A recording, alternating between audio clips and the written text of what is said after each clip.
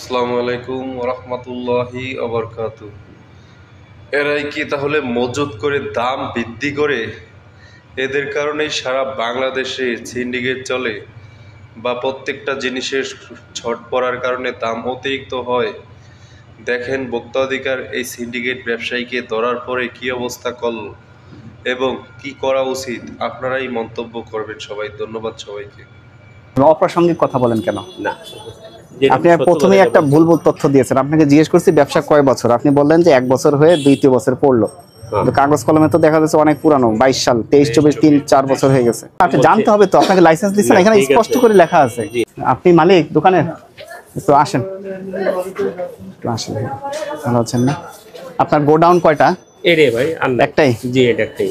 আপনার একটু স্টক রেজিস্টারটা একটু দেখান তো, কত কত মেট্রিক টন চাল আছে আপনার মজুদ কত আছে? এই রেজিস্টারটা মেইনটেইন করেন। ঠিক আছে, দেখাই দিন।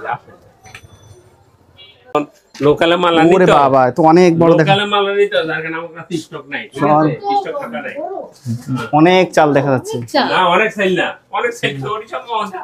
ওরে আটা, সেগুলি আটা, সব চাল। সেগুলি আটা। দেখি একটু রেজিস্টারটা দেখান আমাদের। ওইটা আমি বললাম না স্যার, আমার কোনো রেজিস্টার খাতা নাই। রেজিস্টার নাই? গাড়ি থেকে মেল থেকে তো মাল কিনি না। আসেন, এদিকে আসেন। তেল আছে কিছু না আমার? আপনার দোকানের বয়স কতদিন মুরব্বি? কত বছর? 1 বছর পার করছি, 2য় বছরে পা দিচ্ছি। তাহলে আপনি স্টক রেজিস্টার মেইনটেইন ছাড়া কিভাবে খাদ্যের লাইসেন্স পেয়েছেন না? ফুড গ্রেনের লাইসেন্স, খাদ্য অধিদপ্তরের লাইসেন্স দেখি। ওই লাইসেন্সেই তো লেখা আছে আপনাকে এটা বাধ্যতামূলক। এটা তো 25 সাল। 22, 23, 24, 25, 4 আপনি ভুল তথ্য দিলেন কেন যে আমি 1 বছর হয়েছে 2 বছরের মাথায় পড়ছে? হ্যাঁ, তাহলে আপনি এই লাইসেন্সের শর্ত ভঙ্গ করেছেন কেন? এখানে বলা আছে মজুদ পরিমাণ জানতে হলে আমাকে স্টক রেজিস্টার দেখতে হবে। এটা রাখেননি কেন? আমার জানা নাই। আর আমি না, আপনি জানতে হবে তো, আপনাকে লাইসেন্স দিচ্ছেন, এখানে স্পষ্ট করে লেখা আছে। জি, আর ওই যে বললাম না, আমি তো মেল থেকে অত মাল কিনতে পারি না, বাজার থেকে। ওইটা ওই প্রশ্ন এখানে আসবে। অপ্রাসঙ্গিক কথা বলেন কেন? না, আপনি প্রথমেই একটা ভুল তথ্য দিয়েছেন। আপনাকে জিজ্ঞেস করছি ব্যবসা কয় বছর, আপনি বললেন যে 1 বছর হয়ে 2-3 বছর পড়লো। কাগজ কলমে তো দেখা যাচ্ছে অনেক পুরানো, 22 সাল, 23-24, 3-4 বছর হয়ে গেছে। এটা কি ভুল বলছেন আমাকে? তাই বলেন। 22, 23। এটা কি ঠিক হয়েছে বলা? না স্যার, আমার এটা ভুল হয়েছে। না, এটা ঠিক আছে। 1 নাম্বার ভুল। 2 নাম্বার হলো আপনি স্টক রেজিস্টার দেখাতে ব্যর্থ হয়েছেন। আচ্ছা, আপনি আজকের ভিতরে স্টক রেজিস্টার মেইনটেইন করবেন। আচ্ছা। আপনি কয় তারিখে কিনেছেন, এত মেট্রিক টন, আজকে কত বিক্রি হয়েছে, বর্তমান মজুদ, মানে আজকে আপনার মজুদ কত, এটা প্রত্যেকদিন হালনাগাদ করতে হবে। 10 কেজি বিক্রি হইলেও 10 কেজি বিয়োগ হয়ে যাবে। সরকার যখনই আসবে তখনই আপনি বলবেন যে হ্যাঁ, আমার হাতে আজকে এই মুহূর্তে এত টন চাল আছে। সেটা কিন্তু আপনি দেখাতে ব্যর্থ হয়েছেন।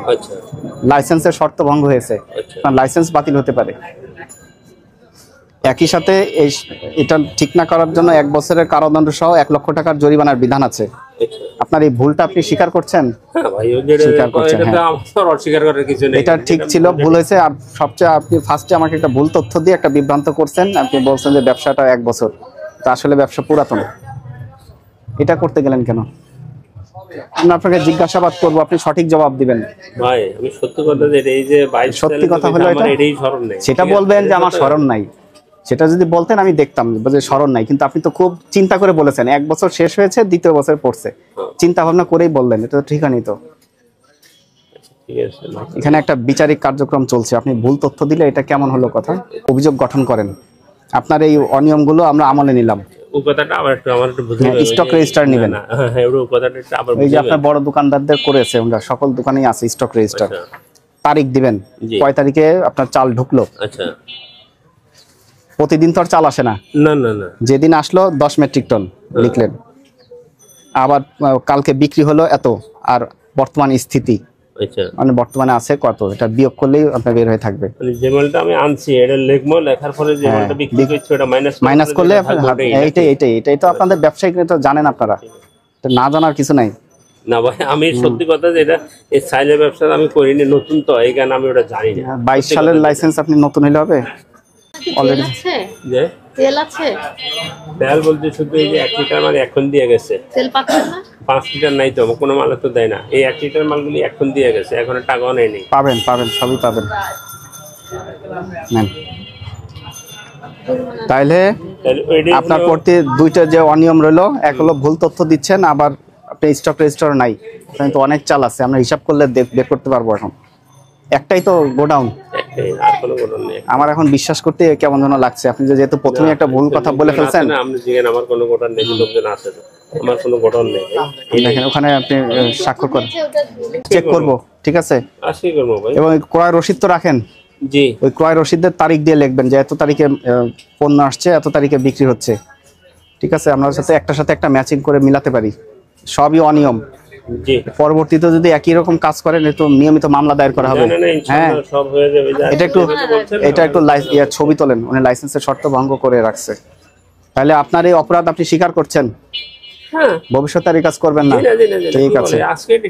হ্যাঁ, আপনার এই অনিয়মকে আমরা আমলে নিয়ে ভোক্তা অধিকার আইন 2009 এর 45 ধারা মোতাবেক আপনাকে সতর্ক করে 15,000 টাকা জরিমানা আরোপ করা হলো, ঠিক আছে?